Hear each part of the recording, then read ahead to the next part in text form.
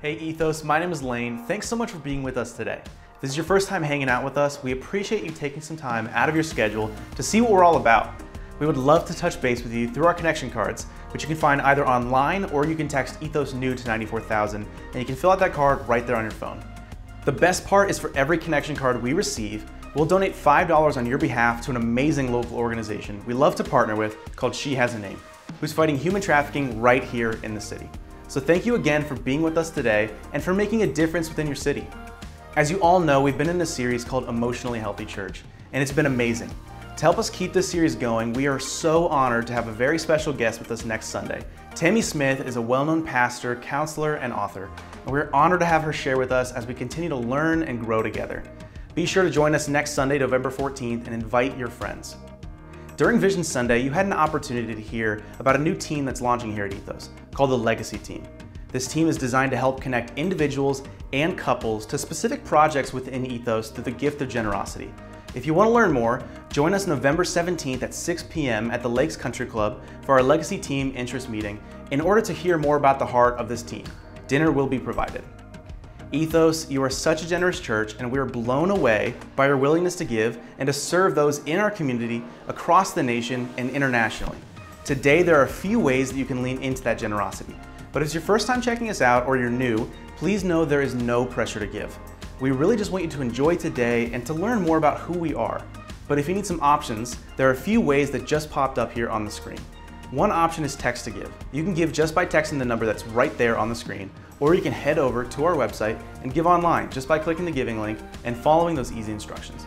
All ways to give are simple, easy, and secure. So thank you again for being with us today as we jump into our series, Emotionally Healthy Church.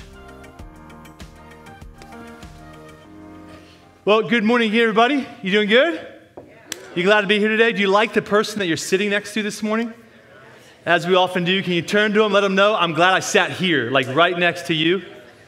Something encouraging about it. Braid, you don't look too encouraged by the fact that your wife just sat right next to you this morning.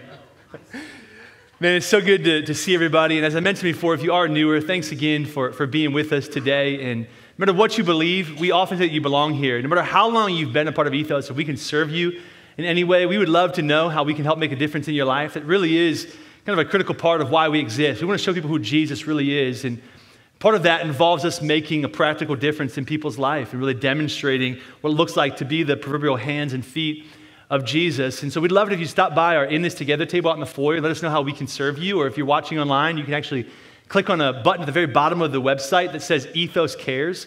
And you can fill that out and let us know how we can make a difference in your life. In fact, first service, we shared this, and I'll share it with you just to kind of make sure that second service is aware of kind of what's going on as well. But we were actually doing kind of something with our grocery give families. Now, if you're familiar, every other week we serve groceries to families that are in need within our community. We've been doing this now for about 16 and a half months. This started in June of 2020 as a way to help meet some of the needs within our local community, and it just kind of kept taking off. And since June of 2020, we've actually been able to serve 21,788 meals every other Saturday, which is pretty incredible, and it's really only because of the generosity of you all. And next weekend, or rather I should say in 2 weeks, as we approach Thanksgiving, we wanted to provide a Thanksgiving meal, like all of the fixins for Thanksgiving, like everything that they needed for these families that we're in regular relationship with and that we serve every other week. And we have the opportunity to pray with them and to deepen our depth of relationship with them. It's really been pretty cool. We'll have to share more stories more frequently with you all about what's kind of happening with some of those families. But first service, we gave away some laundry baskets that were filled with a list of stuff that we wanted to get and to purchase for these families in need. And First Service took all the baskets. And so I share that with you this morning so that you can just say thank you to First Service for getting you guys off the hook. But no, it was cool. We were like, wow, we did not anticipate all of them going that quickly. So I only share that with you so that you kind of know and are in the know of what's going on. So we'll kind of identify if there's some other needs that we can meet so that we can all continue to participate and make a practical difference. And then lastly, before we jump into week 4 of our series, The Emotionally Healthy Church, in 2 weeks, we have our Legacy Weekend where we'll be receiving our Legacy offering. And there's a lot of newer folks to Ethos that have joined us within the last year. They've never been part of our Legacy Weekend before. This will be our 4th year doing it. On Legacy Weekend, we don't take up different offerings. It's just everything that comes in on that weekend. It'll actually be from Sunday and Monday, so November 21st and the 22nd, all of it, no designated giving, just one big, everything that comes in. We're going to give to some organizations that we vetted, that we believe in, whose mission is really all about showing people who Jesus really is. One of them is our local partners in India. They're just outside of Calcutta, and they actually serve kids all the way from birth up until they graduate high school, which varies in age a little bit, but traditionally in India, it's somewhere around the age of 16. They have a school where they rescue kids who are being human trafficked, and they provide them with an education, shelter, nutrition, healthcare, spiritual care, everything, a very holistic approach. And they stay there, and then as they grow into their teenage years, they then teach them some life skills to help them get a job. It's amazing what they're doing. We've been partnering with them for a long time now, my wife and I. In fact, I visited them years and years ago, spent a bunch of time over there. And so we've actually been trying to schedule a trip, truth be told, for the last year and a half, but just haven't been able to get there due to COVID and just kind of the shutdowns and lockdowns in that country. But then in addition to that, we're going to be partnering with, and our legacy offering will be going towards Bible translation. Now, about 2 years ago, check this out, this is really cool. There's about 5 really large Bible translators across the world. And all of these organizations, these guys, these women, they got together and they said, hey, I think if we get strategic and we work together, we could accomplish a lot more and be really intentional about how and to whom we're translating Bibles for. And they actually identified that working together in 12 years, so by the year of 2033, they could actually translate a Bible into every language on the earth. So in the next 11 and a half years, but they need some resource, they need some support to do this. And so we were made aware of this a few months ago, and it was just brought to my attention again. I was like, man, we need to get behind that. We need to partner with them. And so that'll be one of the other partners that we choose for our Legacy Weekend, Legacy offering this year. Now, here's the deal too. This week, I'm going to record just kind of a special clip. It'll be pretty short. I'm going to share a little bit more about these partners, as well as a little bit more about our Legacy Weekend. We're going to send it out this week in our weekly newsletter, which goes out every Thursday. I think it's every Thursday evening. If you don't receive our weekly newsletter, but you want to, obviously there's no pressure, but if you want to, you can go to our website, and there's a button at the very bottom that says weekly newsletter. Click that, fill it out, sign up, and then we'll make sure that you're in the know to kind of be more prepared for that weekend. But here's all that I'm asking. We never ask for money. You will never one time hear me or anybody at Ethos. If they do this, you know they're not part of Ethos. We're never going to ask you for money. All that we ask is that you would ask God. Say, God, what do you want me to give? Because if we all just give what God instructs and impresses on our heart to do, no matter how little or how radical that may seem, if we all do that, then God will we will see done exactly what God wants us to do. Are you with me? So just come prepared that weekend and be ready to just respond in obedience to what God asks of us. Don't feel pressure, don't feel obligated, but we do want to live in obedience to who Jesus is and what God is impressing on our hearts as followers of Jesus. Okay, so we're in week 4. Everybody say week 4. Week 4 of our series, The Emotionally Healthy Church. And really kind of the big idea behind this series that following Jesus isn't just about the spiritual stuff, but it's really about allowing the Spirit of God to be involved in every area of our life. And for 4 weeks in a row now, this will be our 4th week, we've quoted Peter Scazzero from his book, The Emotionally Healthy Spirituality. And the reason we keep quoting him is because it's sort of like a subliminal messaging, like they used to do in movie theaters to get you to buy Coke way back in the day. I want you to buy this book and read it. Okay, it's not even subliminal. Buy the book and read it. And it's not possible, Scazzero says, to be spiritually mature while remaining emotionally immature. And so this series really is meant to build upon one another. And there was somebody who kind of stopped me earlier this morning after first service, and she was asking me some questions. I said, you really do need to go back and listen to the first 3 weeks. And that's not because I'm trying to sell you, because we don't make any money on people listening to the first 3 weeks, and it really doesn't even do anything for my ego. Truth be told, I don't even know if you do. But I really mean that we're going to build on some things this week that we kind of just highlighted and kind of laid a foundation for in the first 3 weeks. So today I want to share from the message in this series that I've been least excited to share, because it's the one that probably I'm the worst at. I'm not good at any of this stuff that I talk about, okay? My wife will tell you that, and you're like, wow, you're really a hypocrite. Yeah, we all are, so let's just call it out. Let's call it the elephant in the room. We are all hypocrites to most of what we instruct people to do. But this one in particular is it's a real challenge for a lot of us, especially the way in which we live today. But I want to share from the talk entitled, Receiving the Gift of Limits. Everybody say limits. This this kind of right off the bat, you kind of already catch like the drift of what we're talking about here. Like for most of us, we live far beyond our limits. And as a result, it's not difficult for us to recognize that we become really emotionally unhealthy because we do a lot more than what we actually have the capacity or maybe even the gift set to do. And I want to begin in Genesis chapter 3, just 5 verses, all the way back into the book of beginnings, the 3rd chapter of Genesis. And if you're kind of newer to faith, or maybe you're just kind of exploring this thing, or maybe you came because it's a cute girl and you've been chasing her down, but you don't believe anything about God. Come on, somebody, like that happens a lot in church, and that's okay. Like, I'm glad you're here. But like the moment that you say Genesis chapter 1, 2, or 3, normally, and not everybody, but normally people are like, oh, here we go. But I'll give some context to this, okay? Because Genesis, the first 3 chapters in particular, get a really bad rap. But just hang along with me for a moment. It says in verse 1 that now the serpent, or Satan, was more crafty than any of the other wild animals the Lord God had made. And he said to the woman, hey, Eve, did God really say, hey, don't eat from any tree in the garden? And the woman said, no, we're allowed to eat the fruit from the trees in the garden. But God did say, don't eat from the fruit of the tree that's in the middle of the garden. And also, don't touch it or you're going to die. You're not going to die, the serpent says, for God knows that when you eat from it, your eyes are going to be opened. You're going to be enlightened, and you will be like God, knowing good and evil. Now, here's the irony in the fact that the serpent tells Eve that you're going to be like God. Her and Adam were already like God. Genesis 1, Genesis 2, as we identified in a series that we went through called What Does It Mean to Be Human earlier, just this past spring, they were already created in the image of God, according to God's likeness. The temptation here wasn't to become like God. The temptation was to become their own version of God, a small g God, separate from Him. In fact, Genesis is not so much an answer to how and when. Okay, this is going to help some of you, especially some of you who encounter friends that would identify themselves as post-Christian, maybe even deconstructing their faith, which we'll talk more on in the new year. We're going to do a series on deconstruction, but Genesis isn't about how and when. It was never intended to be. It was never intended to teach us how creation started and even when it started. Now, I think there's a lot of historical evidence and truth that align with the first 3 chapters, but that's not the point of it.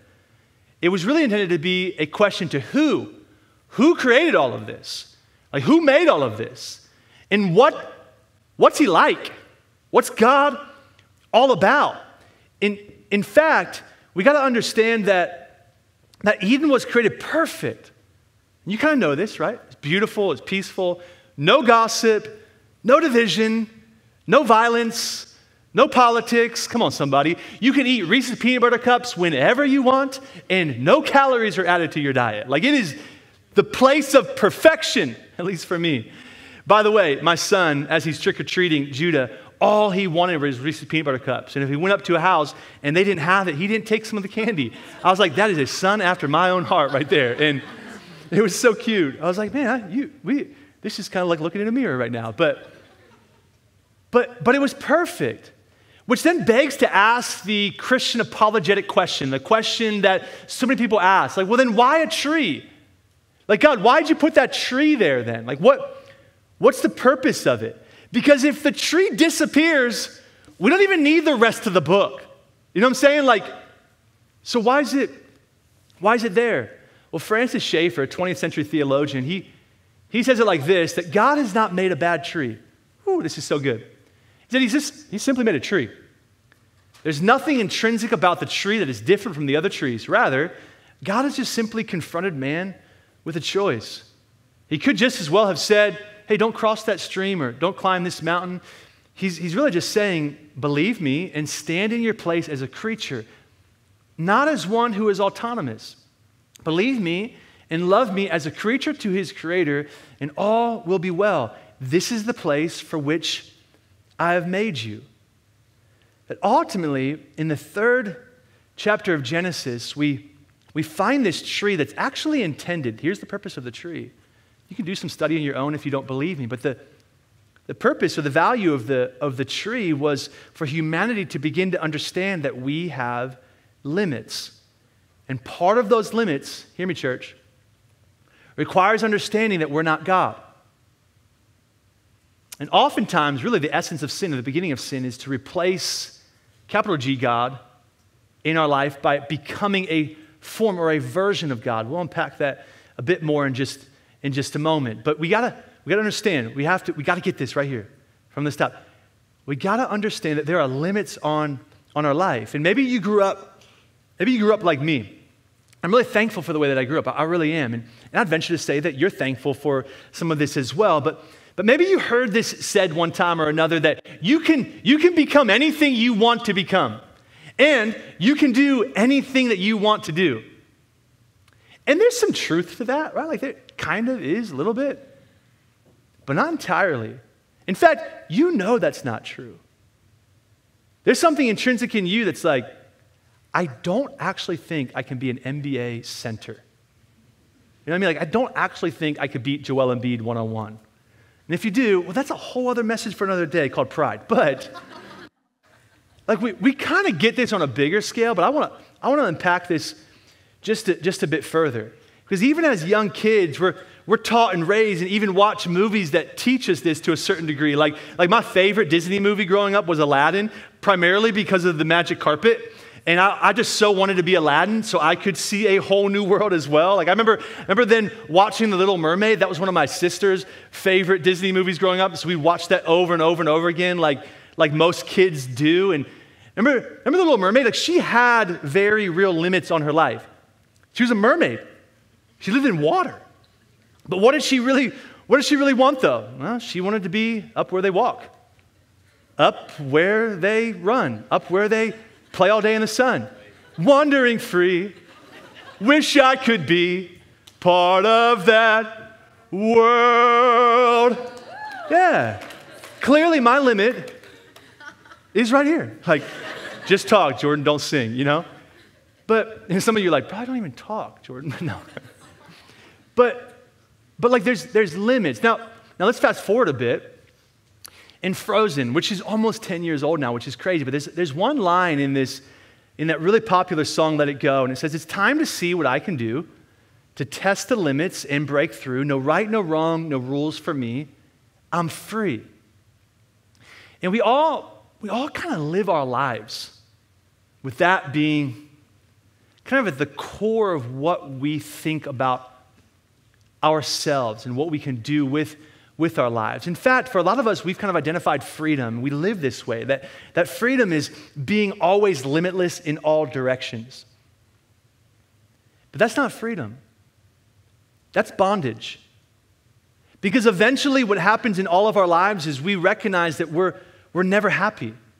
We're never happy because there's always more that we want. There's never limits. Everything's limitless. And so we're always desiring to do more and have more and become more. And eventually what we realize at a certain point, hopefully sooner rather than later, is that as one preacher says, that there's always somebody who has a bigger ER. Like they're wealthier, they're prettier, they're stronger, they're faster, they're more talented-er. No, that's not a word, but like and so we're never content. We're never at peace. We never experience real God-centered, Christ-centered joy because we're always searching for more.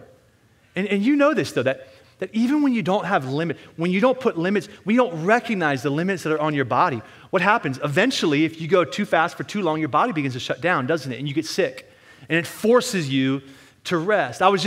Recently, I had a rental car, and it completely broke down. I wake up in the morning, I go out, I turn the car, and it won't turn on. I had to call the company. It was a whole crazy ordeal that took place. And eventually, they tow a new vehicle out to us, and I called while they were on their way because it seemed to be taking them a while, and they told me it was going to be about an hour until they got there. They plugged in their GPS. It was saying 57 minutes. It was about an hour and a half had gone by, and I called the guy, and I said, hey, I just want to check in on you, make sure that you're still on your way, just seeing if you're okay. He said, yeah. He said, there's a governor on this truck that I jumped into that I'm towing. I didn't realize it, and it won't go faster than 55. And he's like, there's a limit to how fast I can get there. We We recognize limits in certain areas of our lives, but I want to encourage us to really lean in to recognize limits in all of our lives as a gift that God has given us. And when we step outside of those limits, we find ourselves with this consistently nagging feeling of being overwhelmed.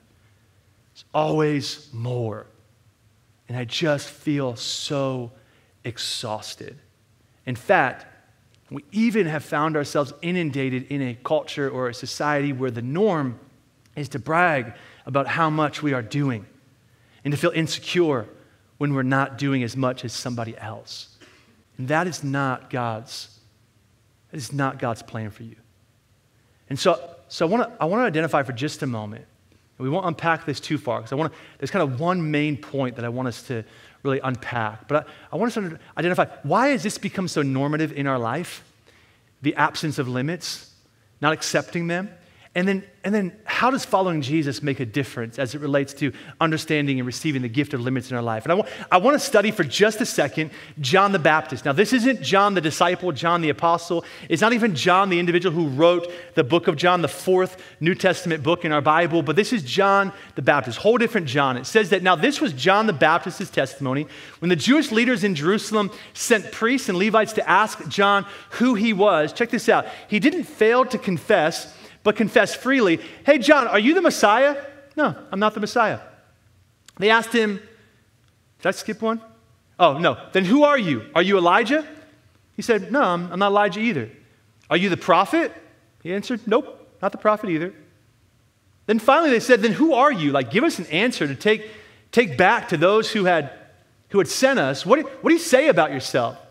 And John replied in the words of Isaiah the prophet, "I am." This is who I am. I know who I'm not, and this is who I am.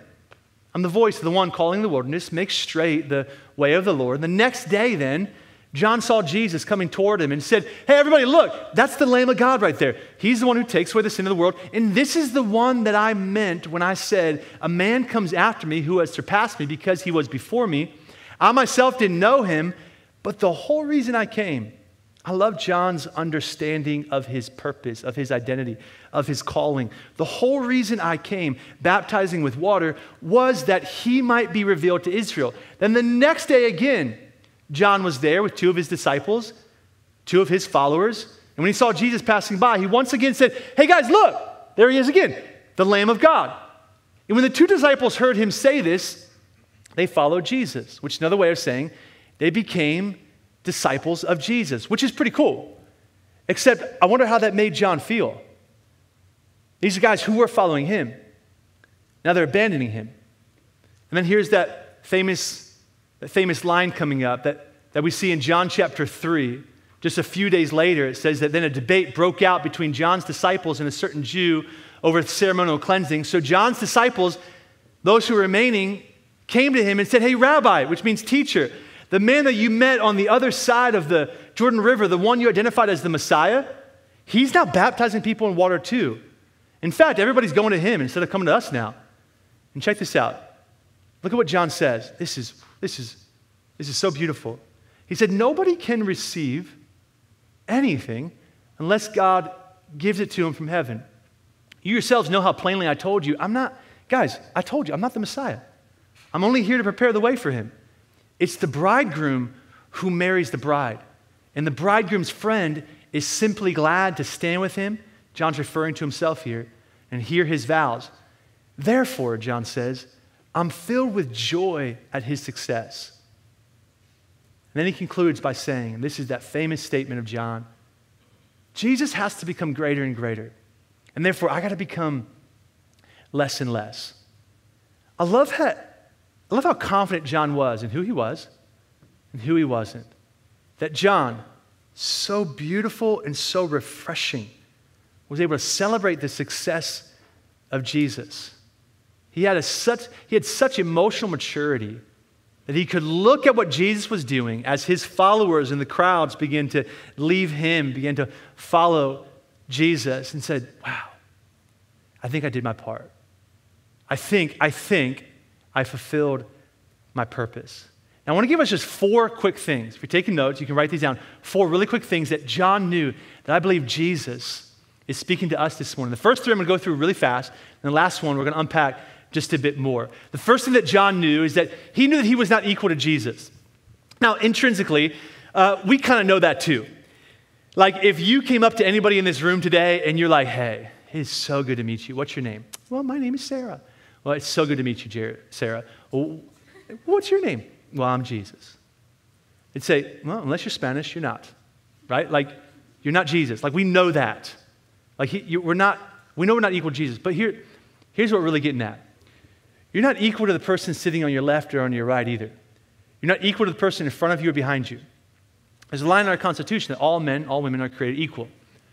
We are all equal in worth and value, 100%. And it would do us well to every single day remember that every single person we encounter is equal in worth and value in the eyes of God as you are in the eyes of God. Whether you find yourself up here and think of others down here, it would be good of you to remember that you are equal in the eyes of God in worth just as they are. If you find yourself down here and others up here, it would do you good to remember every single day that you are equal in value and worth. But what we are not equal in is talent and capacity. You're not equal. And I told you, this isn't one of my favorite messages, okay? So this probably isn't going to be the one that you're like, I got to let my friends know about that one. That one really going to help them. Like, this is for you. And so it's going to maybe even cut a little bit deep. But you're not equal in value. You're not equal, rather, you are equal in value. You're not equal in talent, in gift set, in capacity as the people who are even sitting around you. And it's good of us to recognize this. Listen how Paul says this in Romans chapter 12, verse 3 and 6. He says, don't think that you are better than you really are. Wow, okay. Thanks, Paul.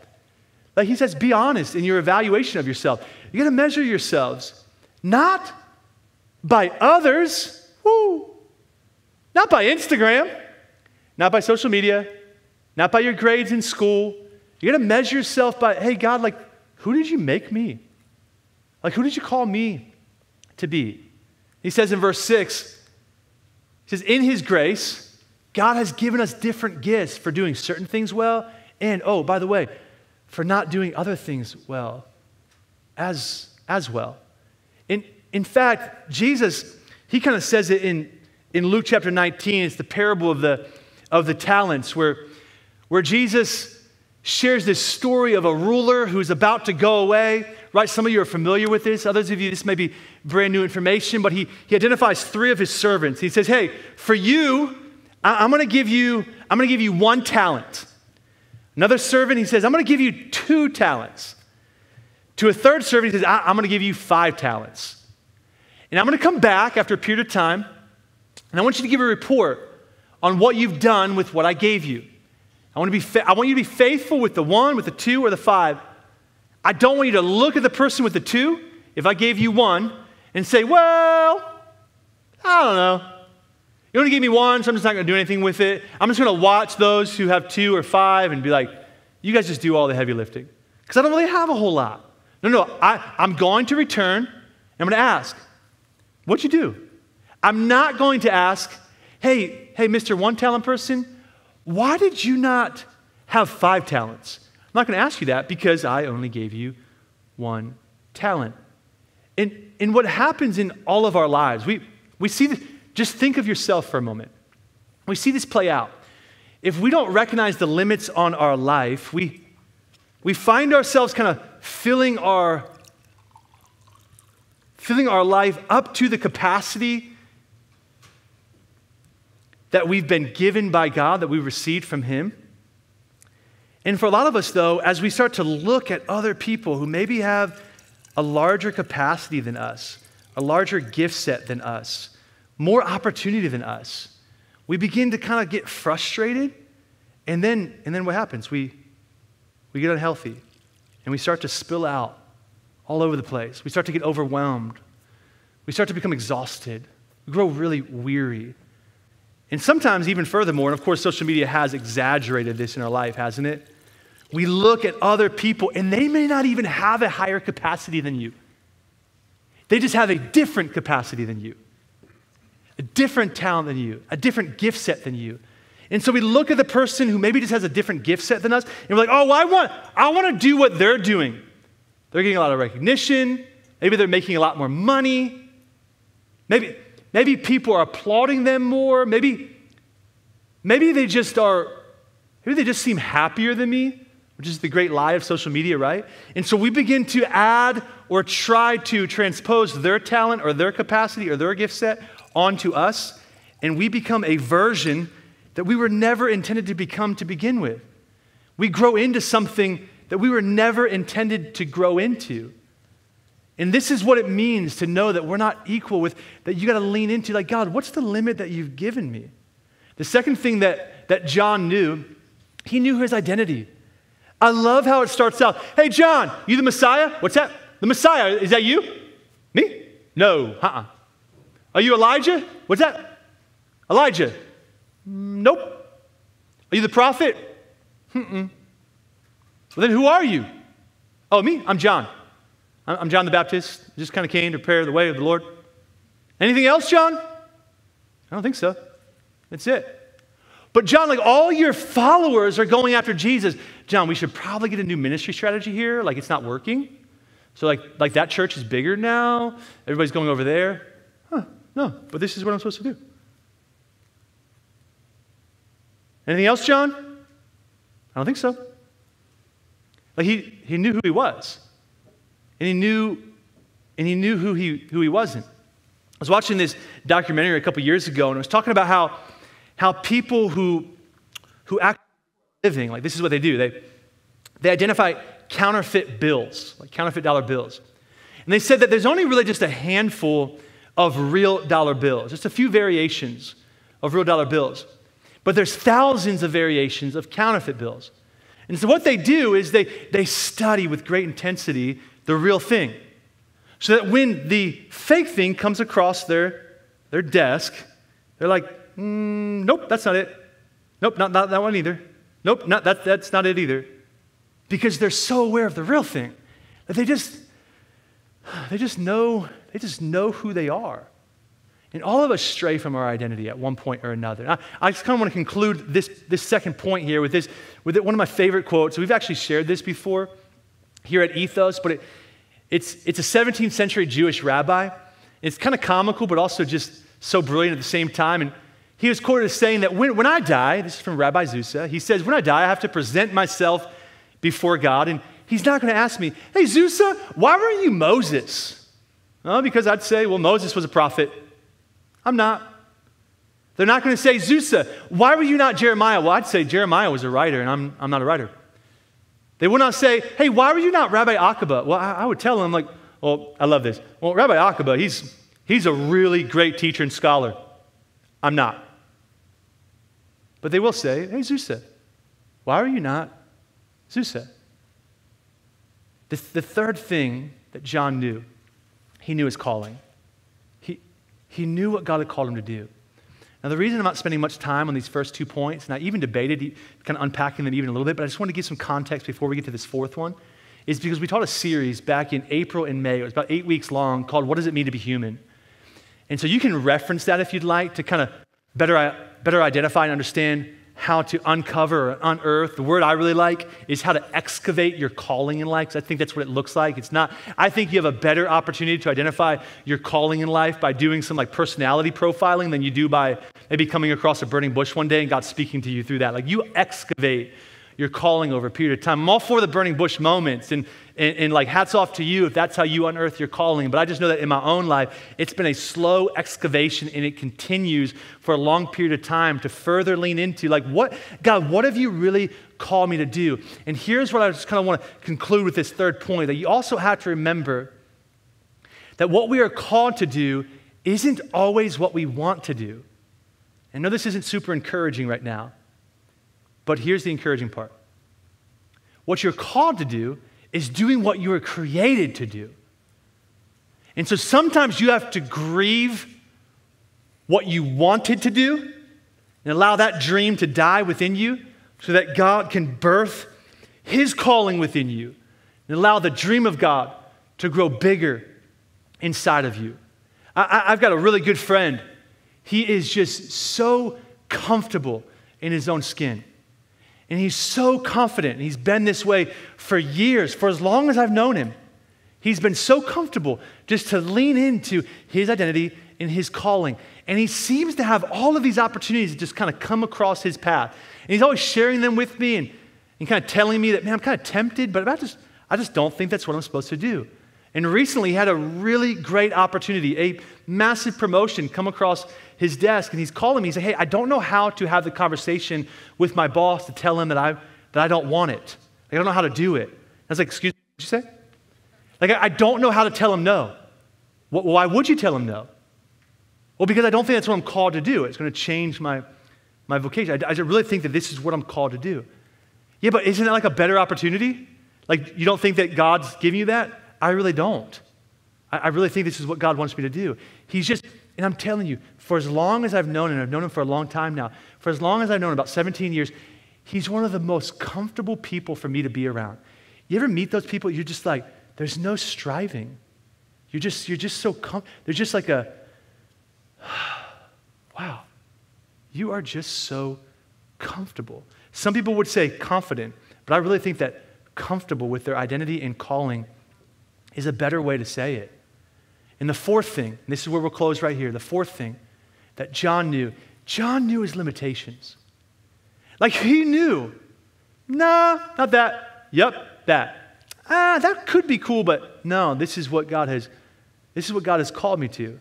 And I love this one line in John chapter 3, verse 27, that the Baptist John says, nobody can receive anything unless God gives it to him. Like, how comfortable or confident are you in your life to know that the things that are in your life are the things that God has given to you? Can I be real with you? There's a lot of things that I have found myself pursuing over the course of my life, and they've exhausted me.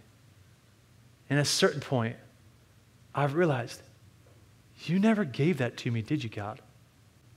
I kind of put that in my own hand, didn't I? Yes, son, you did. All right, I don't want to do that anymore. God, what limitations have you placed on my life? Because we got to learn to see the limitations in our life as gifts from God. In fact, we could say it like this, that maturity, and you know this.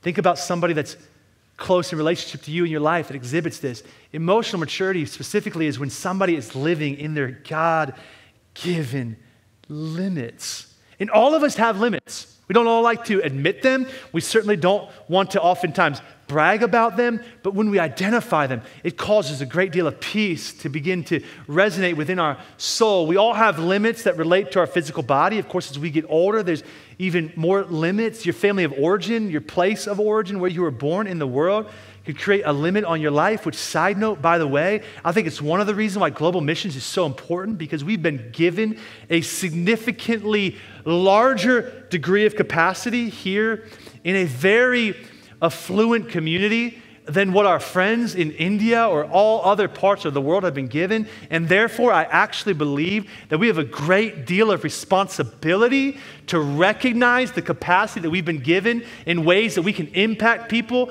on other sides of the world who are doing tremendous work to further the gospel of Jesus Christ to people groups that you and I do not encounter or meet with every single day, but they do. And so we've got limits. We've got to recognize them. Your marital status is a limit. Come on, I hear single people all the time. All they want to do is get married. And I hear married people all the time. All they want to do is be single. You ever notice this? Look, I'm just telling you right now, there's limits, no matter what your status on social media is. I was about to say Facebook, but I was like, do they even do that anymore? I don't know. Is that a thing? Like you're dating now? Is that a thing anymore? Anybody tell me? No. Okay, cool. Either that or it's just not funny. So, okay. Your intellectual, there's a limit of mine. It's a limit I have in my life for it's to, anyway.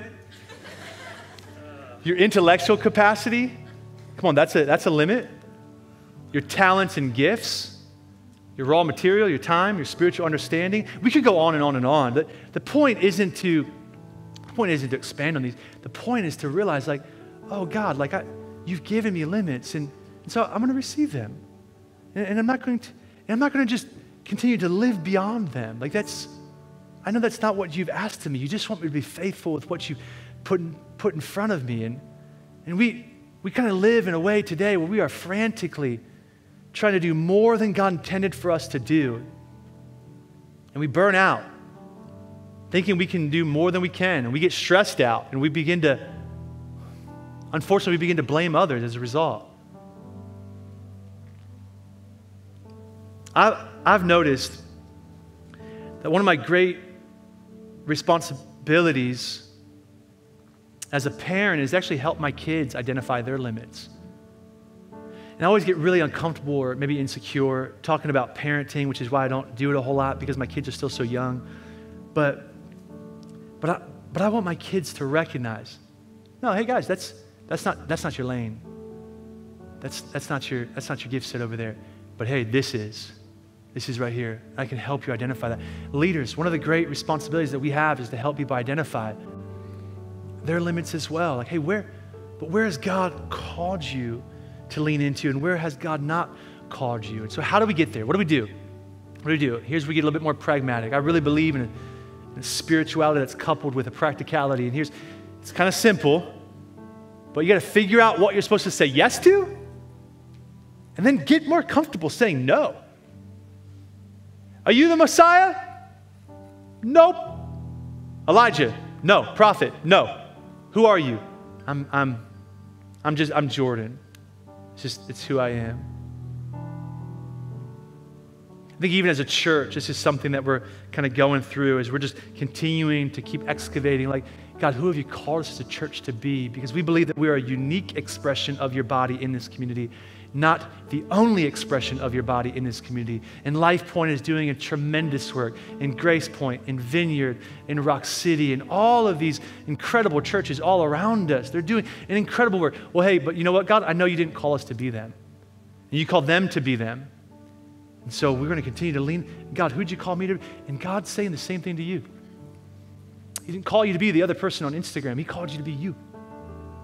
Who are you? And here's a word for you. And some of you need to hear this. We're wrapping up right here. Not everything that can be done should be done by you. Not everything that can be done should be done by you. There was a great exercise that a leader in my life took me through years ago, and I continue to unpack this on a regular basis. In fact, literally right now, as we begin to approach the new year, I'm going through this exercise again where I'm identifying, hey, what are the good things in my life? What are the great things in my life? What are the God things in my life? Notice for just a moment that there is no like bad things in my life, like circle things. Because we were all really good at convincing ourselves that everything that takes up time and energy in our life at least is kind of good. Like we're all really good at identifying, well, I kind of had to say yes to that because I knew that it would create this opportunity over here. Or, well, I kind of have to do that. We're all really, sometimes we need other people in our life to be like, no, you don't. No, you don't. Like that probably actually should fall into the bad circle because it's outside of your limit. You're not even good at it. And everybody except you knows it. But what are the God things in my life? Like, God, who have you called me to be? Like, what are the things, like, I know, God, I know that you have called, at the end of my life, I'm going to stand before, I'm going to give an account for every single thing that he's given me the capacity to do. And the words I desire to hear is, well done, you were faithful, son. The words that he's not going to say is, well done, you did a lot of stuff that I never asked you to do. Good job. Woo! Well done, Jordan. You were so busy, you were busier than the rest of your peers. Your kids never even saw you. They barely even knew you. Well done, Jordan. You faked your way through life. Never vulnerable, never real, impressing people, never people. Well done. Incredible job sitting on all of those boards and pursuing all of those degrees and creating all of that. He's going to say, hey, the capacity I gave you, well done. Leaning into that. You were faithful. The parable in Luke chapter 19 that we referenced earlier, it does go on to say that as we're faithful to it, God then begins to increase our capacity as we're faithful to that which he's placed right in front of us. And then there's an even greater degree of responsibility that's placed on you then to be faithful with the greater capacity. So as much as we want the greater capacity, recognize too that then we got to be faithful to that thing too. To whom much is given, much is required. And that's a good thing. It's a gift. It's a gift that God has given us. And so I kind of want to just give you this one thing right here. That rest, you got to hear this. It's good. It's good. Now, some of you probably need to hear this too, that rest is bad.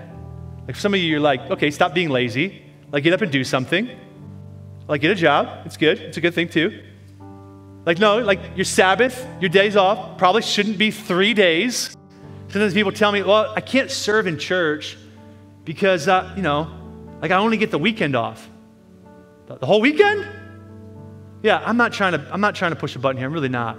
I'm just telling you to recognize though that sometimes some of us, I didn't lean in like this in first service, so I'm going to go ahead and just take it as like, maybe we're supposed to go this way for just a moment, that some of us though need to recognize like, no, you got your priorities all out of whack.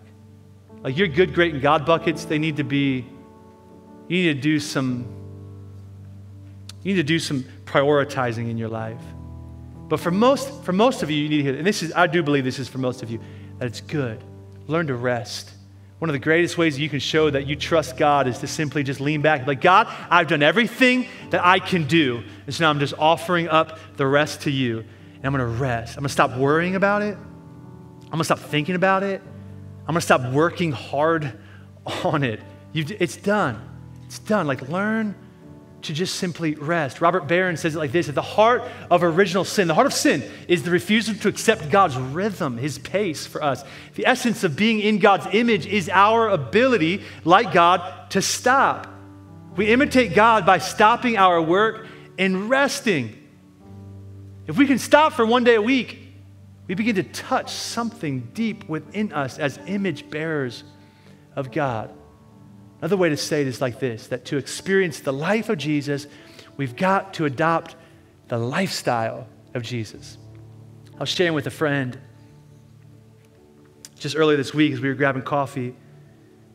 There's a really great book, and well, it's a mediocre book at best, to be truthful with you.